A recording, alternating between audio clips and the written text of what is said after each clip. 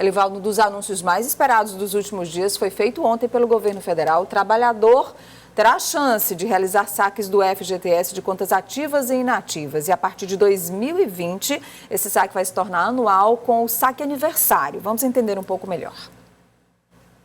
O anúncio foi feito em cerimônia no Palácio do Planalto, com o presidente Jair Bolsonaro e com o ministro da Economia, Paulo Guedes. O que nós estamos oferecendo hoje é uma alternativa, é uma oportunidade a mais de saque dos fundos FGTS. Por exemplo, se você for demitido, você tem a oportunidade de sacar. É uma possibilidade. A outra possibilidade, se você comprar uma casa própria, você tem a possibilidade de sacar. Existem 17, 18, 19 alternativas diferentes. O governo anunciou também mais possibilidades para saque de recursos do Fundo PIS/PASEP, que não haverá prazo determinado para a retirada do dinheiro. O ministro destacou que a medida não retira valores destinados a doenças graves, aposentadoria, ao falecimento e à aquisição de casa própria, que não foi alterada. De acordo com a Caixa Econômica Federal, os saques de até R$ 500 por conta do FGTS serão autorizados a partir de setembro. O cronograma se estende até março e seguirá as datas de aniversário dos cotistas. A expectativa do governo é injetar 42 milhões na economia do Brasil.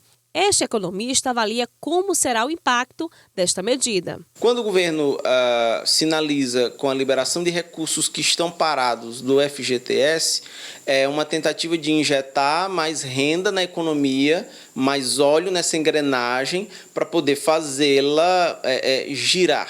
De acordo com o anunciado no saque aniversário, o cotista que tiver até R$ 500 em conta poderá sacar até 50% do valor.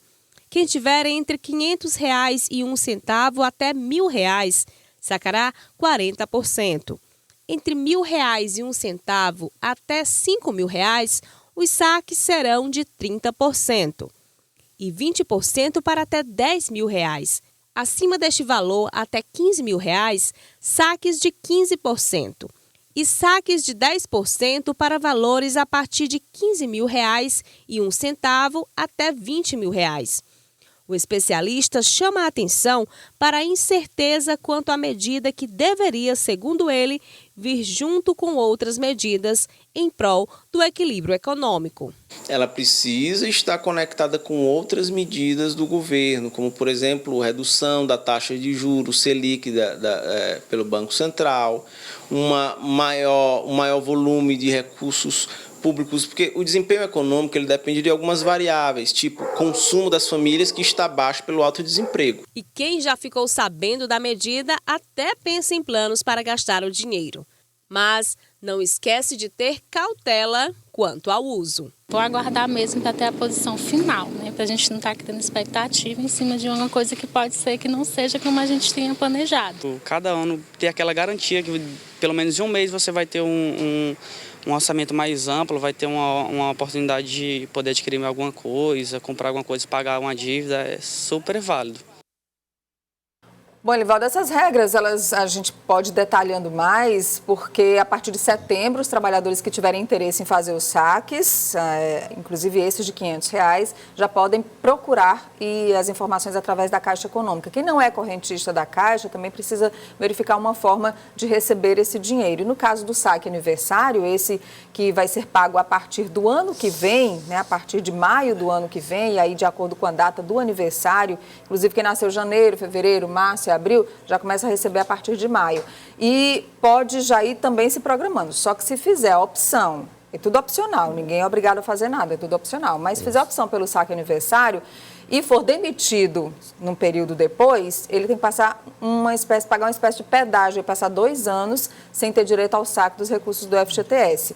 Não foi liberada a multa de 40%, no caso da demissão sem justa causa. Então, a multa está mantida, mas o trabalhador não poderá optar, se optar pelo saque anual, não poderá sacar os recursos do FGTS em caso de demissão. As medidas elas visam exatamente, Nádia, não ocorrer esse esvaziamento do caixa da conta do FGTS, até para atender uma justa reivindicação, por exemplo, do setor empresarial ligado à construção civil, porque parte considerável desses recursos ela é destinada exatamente ao financiamento das moradias populares do Brasil. Por isso o governo definiu essas regras, para exatamente permitir acesso a recursos, dar uma movimentada na economia, principalmente no consumo, por outra parte, também preservar a poupança do FGTS. Bom, não foi o que a população talvez esperava, né? Vai ter um recurso... Esperava aí R$2, R$3 mil, tinha contas. R$500 para começar, né? Depois os saques anuais. O presidente da Caixa disse ontem que espera que cerca de 106 milhões de pessoas sejam beneficiadas, injetando mais de 40 bilhões de reais na economia brasileira. Vamos a Brasília com o Délio Rocha, que está de volta depois de uns dias aí afastado. Está melhorzinho dos olhos, está ótimo. Ô, Délio, havia expectativa boa para a liberação do FGTS, como é que foi a reação, e inclusive a expectativa também dentro aí da equipe econômica do governo federal? Bom dia. Nádia Rodrigues, Elivaldo Barbosa, bom dia para vocês, bom dia a todos no Piauí.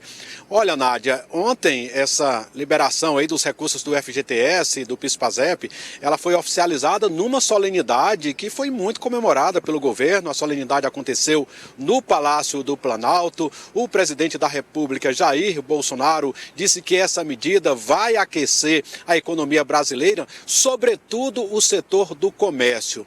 E o número de pessoas beneficiadas, Nádia, é bem grande.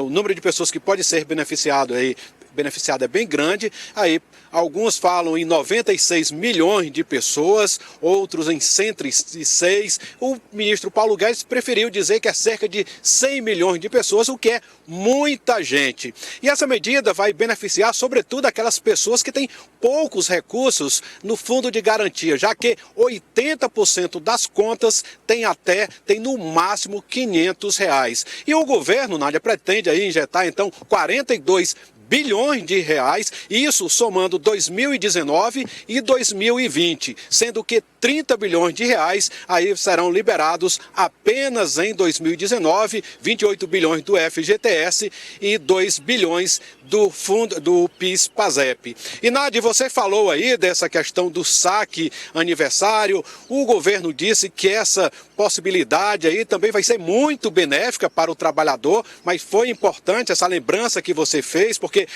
aderir não é obrigatório, mas a partir do momento que o trabalhador resolver migrar para essa modalidade, ele vai ter que ficar pelo menos 2 anos. E nesse período aí, caso haja a rescisão contratual, ele não vai poder sacar o fundo de garantia. Mas o balanço, Nádia, no geral, tanto pelo governo, pelo presidente Jair Bolsonaro, como a área econômica do governo, é que essa medida aí possa gerar um incremento grande na economia, de um percentual aí que pode chegar a 0,2% do PIB, isso somente para 2019, o que representa aí, em termos de bilhões, um valor bem elevado, Nádia. Tá certo, Délio. A gente muda de assunto falando um pouquinho também sobre a operação da Polícia Federal, que prendeu ontem 4 pessoas, anteontem, né? Mas ontem foi anunciado na entrevista coletiva da Polícia Federal a prisão de 4 pessoas consideradas como hackers e que teriam invadido os celulares de autoridades, entre elas o do ministro Sérgio Moro. Inclusive, já há o advogado de uma das pessoas presas, já dizendo que realmente houve essa invasão, essa pessoa confessou, uma movimentação atípica que foi registrada na conta dele, que era um DJ lá de São Paulo, e da namorada dele também.